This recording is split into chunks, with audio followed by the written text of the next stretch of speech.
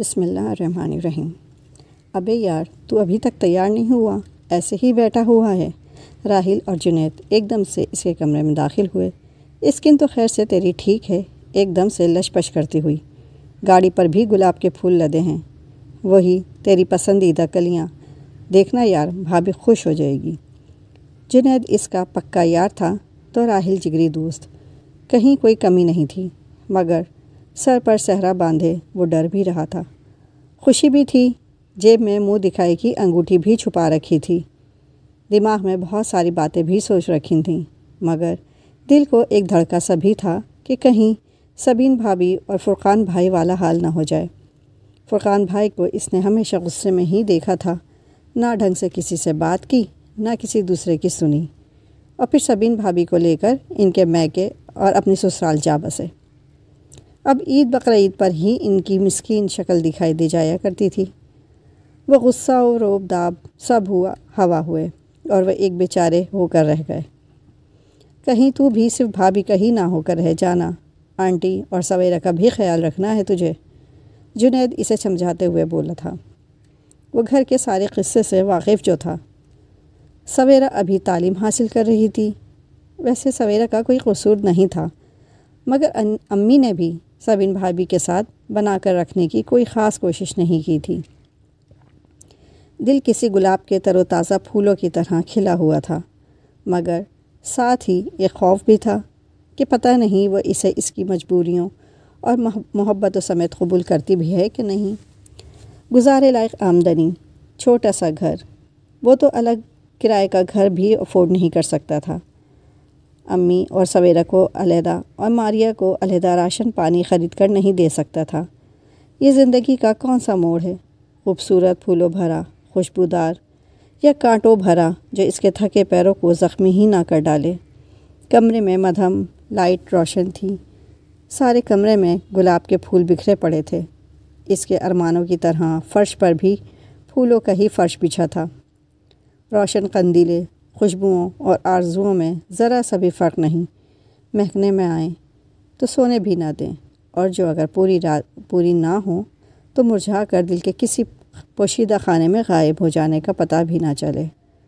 آخر کار ڈرتے ڈرتے پھولدار صحرا اس نے سر پر رکھا اور باہر کی دنیا دیکھنے کو نکل پڑا کہ جب وہ صحرا سر سے ہٹائے گا تب اس کی دنیا بدل چکی ہوگی اور وہ ایک نئی زندگی کی شروعات کرے گا۔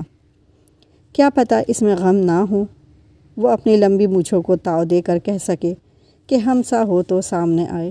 یہی سوچ کر اس کی نظریں جنید اور راحیل پر جا ٹکیں۔ بہت سارے لوگ تھے جو بہت اچھا ناچ رہے تھے، باقی تو ساری زندگی اسے اکیلا ہی ناچنا تھا۔ کار کے اندر بھی میوزک چوائس کی داد دینا پڑے گی، ایک سے ایک محبت بھرا گیت، کچھ اکساتے ہوئے، کچھ لجاتے ہوئے۔ امی بھی خوش تھیں، انہیں بھی ماریا اور فرحان سے بہت امیدیں تھیں۔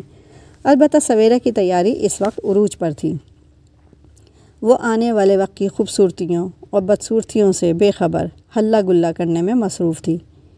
اس کی سہیلیوں کا پورا جھنڈ اس کے ساتھ اٹھ بیٹھ رہا تھا۔ یا اللہ سب ایسا ہی خوشگوار اور حسین رہے۔ سفر تھوڑا سا تھا، جلد ہی کٹ بھی گیا۔ وہ نیچے اترا اور ایک نئی سرزمین پر قدم رکھ دیا۔ سامنے ہی ماریا کا گھر تھا۔ ماریا، مجھے تم سے محبت ہے، اس نے ماریا کی تصویر دیکھ کر پہلے ہی روز کہہ دیا تھا۔ دیکھ ہی نہ بھالی، گوری ہے یا کالی۔ اس کے دوستوں نے تو اس کی مسکراہٹ پر بھی پورا گانا بنا ڈالا تھا۔ اب بندہ مسکرائے بھی نہ، اور وہ مسکراہٹ کہیں دور جا چھپی تھی۔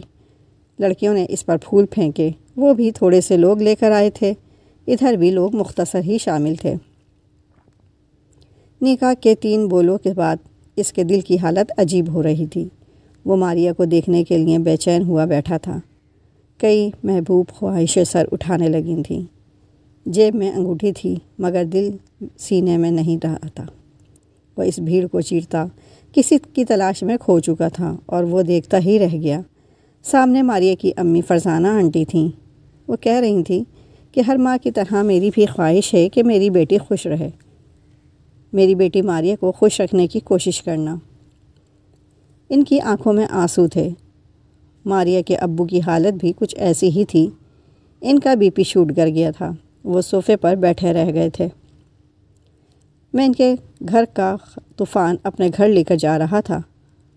میں فرزانہ آنٹی کو دیکھے جا رہا تھا۔ ان کی شکل میں سے ایک بھیانک شکل ظاہر ہو رہی تھی۔ سبین بھابھی کی والدہ رفت آنٹی ہاتھ نچاتی ہوئی، روتی ہوئی دیکھتی ہوئی۔ چھپا چھپی کا کھیل تھا جو اچانک ہی فرحان کے سامنے شروع ہو چکا تھا۔ امتحان کسی ایک فریق سے تو شروع نہیں ہوتا ہے تو دونوں طرف ہی خالی صفحے لے کر فریقین بیٹھ جاتے ہیں، کچھ اچھا لکھتے ہیں، کچھ برا۔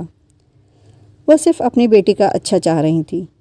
ماریا بہت خوبصورت تھی، اس پر پہلی نظر پڑی تو سب بھول بھال گیا تھا۔ دل کی پکڑ دھکڑ ہر تلخی پر حاوی ہو گئی تھی۔ پتہ نہیں اس نے فرزانہ آنٹی سے کیا کہا تھا یا ویسے ہی اٹھایا تھا۔ دل میں خوشی اور خدشات کی جنگ چھڑی اور محبت جیت گئی۔ ماریا جیت گئی۔ ماریا، میں چاہتا ہوں کہ ہم سدا اسی طرح مسکراتے رہیں، کیا تم ایسا کر سکو گی؟ دل اب بھی کئی اندیشوں میں گھرا ہوا تھا۔ اس نے پلکیں ذرا سی اٹھائیں۔ جی، میں پوری کوشش کروں گی۔ پوری کوشش وہ کرے گی یا نہیں؟ کم وقت یاد ہی کب رہا تھا۔ پھولوں کی مہک، خوشبوئیں، زندگی گل و گلزار محسوس ہو رہی تھی۔ کل کی کون سوچے؟ آفس سے لی گئی تھوڑی سی چھٹیاں تمام ہوئیں تو وہ بھی کچھ حواسوں میں آ چکا تھا۔ فرحان بیٹا، میری دوائیاں ختم ہونے کو ہیں۔ سویرا بیٹا، بھائی کو لکھوا دو ذرا۔ سویرا نے پرچہ اس کے ہاتھ میں دیا اور خود اپنے لیے چکن پیس اور زنگر کی بھی فرمائش کر دی۔ وہ خاموشی سے دوائی کا پرچہ لے کر باہر نکل رہا تھا، پھر لوٹ کر جلدی سے کچن میں چلا آیا جہاں ماریا ناشتے کے برتن سمیٹ رہی تھی۔ تمہیں بھی کچھ منگوانا ہو تو بتا دو۔ مجھے تو کچھ بھی نہیں چاہیے سوائے آپ کے، وہ مسکراتی ہوئی انداز دل ربائی سے سرگوشی نما آواز میں کہہ رہی تھی۔ اسے سبین بھابھی یاد آنے لگیں۔ کہیں وہ اس پر جال تو نہیں پھینکنا چاہ رہی؟ اچھا، پھر میں چلتا ہوں، اللہ حافظ۔ سارے راستے وہ سوچتا رہا کہ اب وہ فرزانہ آنٹی کو فون کرے گی، سارے دکھ سکھ بیان ہوں گے اور اس کی زندگی اجیرن بنا دی جائے گی۔ اس کا دل وسوسوں سے بھر چکا تھا۔ وہ مکڑی کے جالے کی سی گھات لگا کر اپنے گمان کے سچا ہونے کا منتظر تھا۔ چھٹی کا دن تھا۔ ناشتے کے بعد وہ اخبار پڑھنے میں مصروف تھا۔ سویرا اور امی کسی رشتہ دار کے ہاں گئی تھیں عیادت کے لیے۔ ماریا روزمرہ کے کاموں میں مصروف تھی، صفائی ستھرائی ہو رہی تھی، مگر اس کا ڈسا ہوا دل زنگ آلود ہی رہا تھا۔ اچانک وہ الرٹ ہو بیٹھا۔ ماریا لاؤنج والے ٹیلی فون سیٹ کے ارد گرد گھوم رہی تھی۔ یقیناً اس کی امی کی کال ہوگی۔ عورتیں اور غیبتیں نہ کریں، اسے فرزانہ آنٹی پتہ نہیں کون سی کامیابی کا گر مانگتی ہیں یہ ایک دوسرے سے۔ میرے گھر میں جب بھی آگ لگی یہ عورتیں ہی لگائیں گی۔ اس کے مضبوط سینے میں دل دھڑ دھڑ آ رہا تھا۔ دوسرے کمرے کا فون سیٹ اس کے کان سے جا لگا تھا، مگر وہ باہر نکل آئی تھی۔ شاید اسے شک ہو گیا تھا کہ فرحان یہیں کہیں موجود نہ ہو۔ وہ میں کہ بھی کم جاتی اور لڑائی جھگڑے کا سوال تو پیدا ہی نہیں۔ کیا کوئی فرمائش شکایت بھی نہیں؟ وہ آخر کار کرنا کیا چاہتی ہے؟ یقیناً ایک ہی بار اس گھر کو ماچس کی تیلی دکھا کر میں کہ جا بیٹھنا چاہتی ہوگی۔ وہ دن بھر اسے کھوجتا رہا اور رات کو بھول بھال جاتا۔ بڑے دنوں سے امی اور سویرا چھوٹی خالہ کے پاس کراچی گئی ہوئی تھیں۔ وہ آفس سے جلدی لوٹ آیا تھا۔ فرزانہ آنٹی کو ان کا چھوٹا بیٹا چھوڑ گیا تھا۔ اب وہ دونوں جس موقع کی تلاش میں تھیں وہ میسر آ چکا تھا۔ جو راوی چین ہی چین لکھنے میں مصروف تھا، اب زہر اگلنے والا تھا۔ ٹی وی لاؤنج میں دونوں ماں بیٹی کو ان کی دانست میں تنہا چھوڑ کر وہ باہر نکل چکا تھا۔ وہ کیا پٹیاں پڑھانے آئی تھیں ابھی پتہ لگ جاتا، پھر ہی وہ کوئی دوسری حکمت عملی اختیار کرتا۔ سانس روکے وہ یہ سننے میں مگن تھا۔ دیکھا، میں نے کہا تھا نا بیٹا، محبت سے بڑا کوئی ہتھیار نہیں۔ جو سمجھدار بچیاں اپنے شوہروں سے محبت کرتی ہیں نا، کبھی ناکام نہیں ہوتی۔ اس کی آمدنی کا سوچ کر گزارا کرو۔ بیجا فرمائش قابل نفرت جان کا عذاب بن جاتی ہے ماریا بیٹی۔ ماریا بولی، میں نے اس دن خود کو بڑی مشکل سے قابو کیا امی۔ پیزا مجھے کتنا پسند ہے آپ کو پتہ ہے۔ میں نے وہ بھی نہیں مانگا، بس مسکرا کر رخصت کیا۔ شکایت چھوٹی سی، اس کی امی نے کہا۔ ہاں اب دیکھو، اگر تم مہینے کے آخر میں پیزا برگر کی فرمائش لے کر بیٹھ جاؤ تو اس کے دل میں تمہارا وہ مقام کبھی نہ بن سکے گا جو تم آہستہ آہستہ بنا رہی ہو۔ میں چاہتی ہوں کہ اس کے دل میں تم اپنا مقام بہت مضبوط بناؤ۔ وہ تمہاری قدر کرے گا، اور سویرا تو ہے ہی بھولی بھالی۔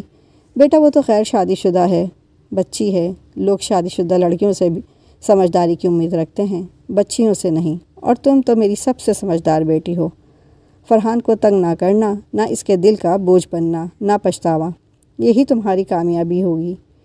دوسری ماؤں کے برعکس میں تو الٹی بات کہہ رہی ہوں، مگر اصل میں سیدھا راستہ یہی ہے میری جان، جو ذرا سا کٹھن ہے مگر منزل کی طرف جاتا ہے۔ ماریا ان کی گود میں آرام سے لیٹی ان کی باتیں سن رہی تھی، اور فرحان کے قدموں تلے سے زمین کھسک چکی تھی۔ فرزانہ آنٹی ہی وہ عورت ہیں جو اپنی عزت اور اپنی بیٹی کی عزت کروانا جانتی تھیں۔ کتنے مثبت انداز میں بیٹی کو سمجھا کر بھیجا تھا اور سمجھا رہی تھیں۔ اس کے دل سے سارا غبار چھٹ گیا تھا۔ شکر ہے اسے کسی نے دیکھا نہیں تھا۔ اف ابے کمینے، یہ تو کیا کر رہا ہے؟ کچن میں وہ چائے بنا رہا تھا، بغیر چینی کے، اور ایک کپ چینی والی۔ آنٹی شوگر پیشنٹ تھیں، میٹھی چائے ماریا کو بنا کر دے رہا تھا۔ راحل اور جنید اس کے درد دل کے منتظر کچن میں ہی موجود تھے۔ وہاں تو سب الٹا ہو رہا تھا۔ زن کا مرید ہے یار اپنا، زہے نصیب وہ تو میں ہو گیا ہوں۔ ساس کی اتنی خدمتیں، ابھی تو اپنی جانے من کے لیے پیزا لینے بھی جانا ہے۔ وہ دل سے اپنی ماں جیسی فرزانہ آنٹی کی خدمت کر رہا تھا۔